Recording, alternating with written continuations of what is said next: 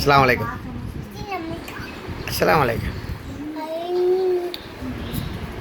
என்ன பண்ண என்ன பண்ண முச்சம் பட்டியா போடு. இப்போலாம் தொட்டு முச்சம் போடுறது இல்லையா?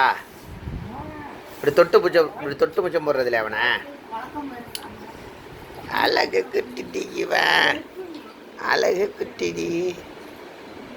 என்னடி இப்படி பார்க்குது அது? என்னடி இப்படி பார்க்குது? தூங்கலையா நீங்கள்? கையை தப்புறீங்க. ஆ, இப்பரா கட்டி என்ன செய்யுது? இப்பரா கட்டி அழகு கட்டி என்னடி செய்யுது?